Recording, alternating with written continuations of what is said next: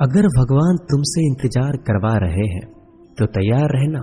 वो उनसे कहीं ज्यादा देने वाले हैं जितना तुमने मांगा है। जिस तरह लोग मुर्दे इंसान को कंधा देना पुण्य समझते हैं, काश इस तरह जिंदा इंसान को सहारा देना पुण्य समझने लगे तो जिंदगी आसान हो जाएगी। मत सोच इतना जिंदगी के बारे में। जिसने जिंदगी दी है उसने भी तो कुछ सोचा होगा। बेवजह ही नहीं होती लोगों से मुलाकात। किसी से सबक मिलता है तो किसी से ज्ञान। श्री कृष्ण कहते हैं, किसी को दुख देकर मुझसे अपने सुख की इच्छा मत करना। अगर तुम किसी को एक पल का भी सुख देते हो तो अपने दुख की चिंता कभी मत करना। जब दर्द और कर्बी बोली दोनों सहन होने लगे तो समझ लेना जीना आ गया है। कौन क्या कर रहा है, कैसे कर रहा है, क्यों कर रहा है, इन सब से आप जितना दूर रहेंगे उतना ही खुश रहेंगे।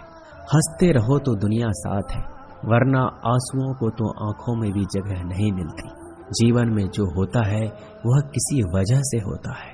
या तो वह आपको कुछ बनाकर जाता है या फिर कुछ सिखाकर। कटना, पिसना और अंतिम समय तक निचोड़े जाना गन्ने से बेहतर कौन जानता है कि मीठा होने का नुकसान कितना होता है।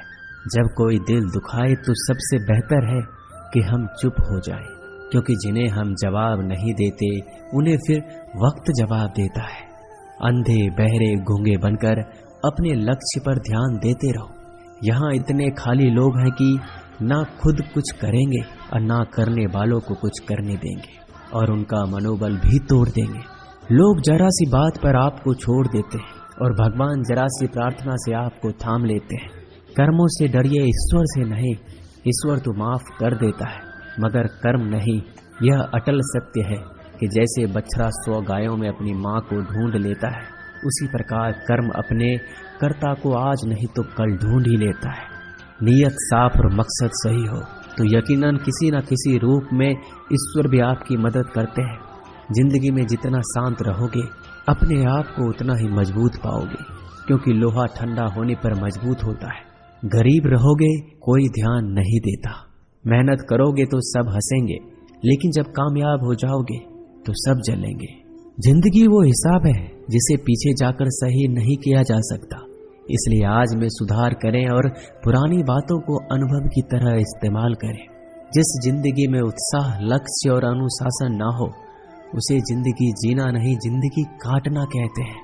कभी कभी आप बिना कुछ गलत किए भी बुरे बन जाते हैं, क्योंकि जैसा लोग चाहते थे आप वैसा नहीं करते। जिस मनुष्य के हृदय में सच्ची मानवता हो उसकी सोच हमेशा यही होगी कि मुझे मिला हुआ दुख किसी को ना मिले और मुझे मिला हुआ सुख सबको मिले। मैंने हंसकर भी देख लिया और रोकर भी देख लिया, किसी को पाकर किसी को खोकर भी देख लिया। ये जान लिया कि जिंदगी वही जी सकता है जिसने अकेले जीना सीख लिया। जिंदगी बहुत कुछ सिखाती है, थोड़ा रुलाती है, थोड़ा हंसाती है। खुद से ज्यादा किसी पे भरोसा मत करना, क्योंकि अंधेरे में तो परछाई भी साथ छोड़ देती है। अगर कोई आपको सच्चा प्यार करता है तो वह आपको समय जरूर देगा, आपकी हर स्थिति में साथ देगा, हमेशा आपके लिए समर्पित रहेगा, क्योंकि सच्चा प्यार एक दूसरे की खुशियां चाहेगा, आंखों में पानी नहीं। लोहे को कोई नष्ट नहीं कर सकता, बस उसका जंग उसे नष्ट कर सकता है। इसी तरह आदमी को कोई और नहीं बल्कि उसकी सोच ही नष्ट कर सकती है। इसलिए सोच अच्छी रखो, फल अच्छा ही होगा। इतना कमजोर मत बनो कि कोई भी आपको तोड़ सके, बल्कि इतना मजबूत बनो कि आपको तोड़ने वाला खुद ही टूट जाए। दर्द आपको मजबूत बनाता है, डर आपको बहादुर बनाता है, अनुभव आपको सिखा देता है। जिस दिन हम समझ जाएंगे कि सामने वाला गलत नहीं, सिर्फ आपकी सोच हमसे अलग है, उस दिन जीवन में सब दुख दूर हो जाएंगे। क्यों रोते हो? मन का ना होने पर जो लिखा है वही होकर रहेगा। एक रास्ता बंद करने से पहले भगवान 10 रास्ते खोल देते हैं। गर्मी के मौसम में पत्ते सूखने के बाद भी पंछी घोंसला नहीं छोड़ते, क्योंकि वो जानते हैं फिर से बरसात आएगी और पेड़ पर नए पत्ते आएंगे। जो हुआ उसे भूलकर नई शुरुआत करो और याद रखो, जिसका कोई नहीं होता उसका भगवान होता है। मतलब से जुड़े रिश्ते मतलब तक साथ देते हैं, लेकिन दिल से जुड़े रिश्ते आखिरी सांस तक निभाते हैं। अच्छा काम करते रहो, चाहे कोई सम्मान करे या ना करे, क्योंकि सूर्योदय तब भी होता है जब करोड़ों लोग सोए रहते हैं। दुनिया में हर एक काम आसान है, केवल अंदर से आवाज आनी चाहिए। हमेशा मेहनत और उस परमात्मा पर विश्वास रखना इस सफलता का सूत्र है। जीवन में सबसे बड़ी गलती वो है जिस गलती से हम कुछ सीख नहीं पाते। जो व्यक्ति अपने मन को काबू में कर सकता है वह जिंदगी में कुछ भी कर सकता है। इंसान की अच्छाइयों पर सब खामोश रहते हैं, लेकिन चर्चा अगर बुराई पर हो तो गूंगे भी बोल पड़ते हैं। श्री कृष्ण कहते हैं, तुम्हारे बीते हुए कल को तो मैं ठीक नहीं कर सकता, क्योंकि तुम वर्तमान में अगर अच्छा कर्म करोगे तो मैं तुम्हारा आने वाला कल जरूर उजागर करूंगा। झूठी बातों पर लोग आपकी वाहवाही करेंगे, वही लोग आपको तबाह करेंगे। बुरे से बुरा क्या ही होगा, हम तो हमेशा ही सोच लेते हैं, मगर अच्छे से अच्छा क्या होगा हम ये कभी नहीं सोचते।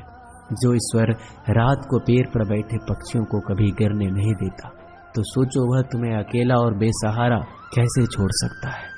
आज के जमाने में कोई अपना नहीं होता, सिर्फ लोग तब तक साथ देते हैं जब तक उनका स्वार्थ होता है।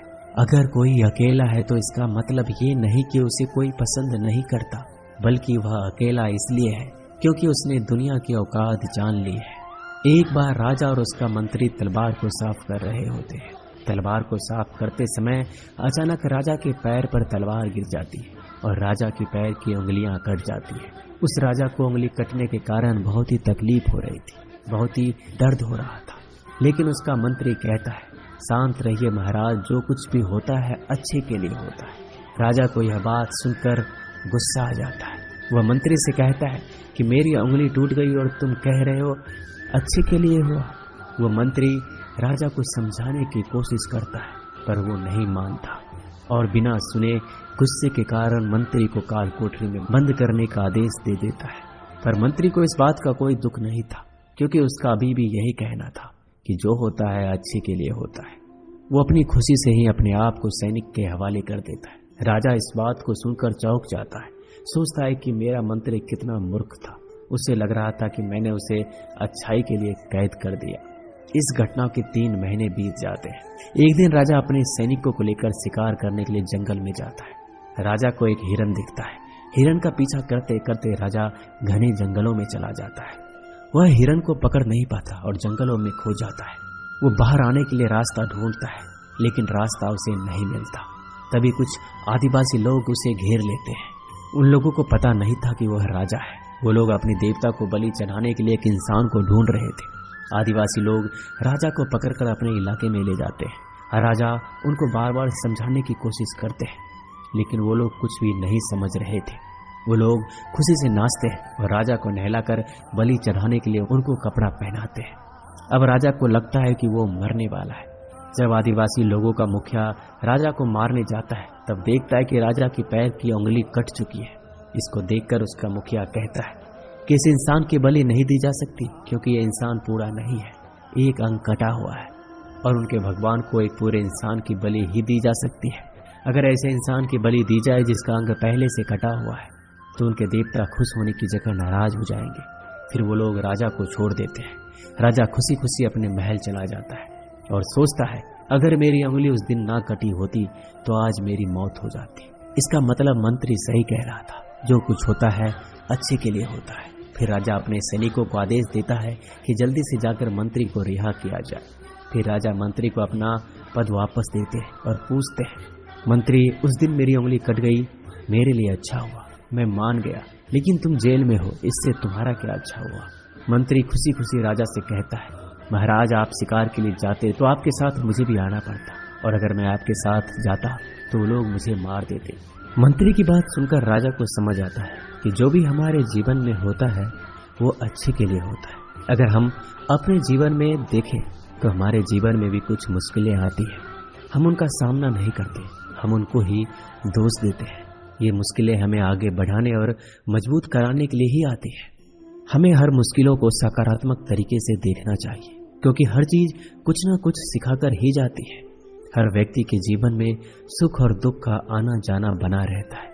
दोस्तों, आशा करते हैं कि ये वीडियो आपको पसंद आई होगी। मिलते हैं जल्दी नए ज्ञानवर्धक वीडियो के साथ। धन्यवाद।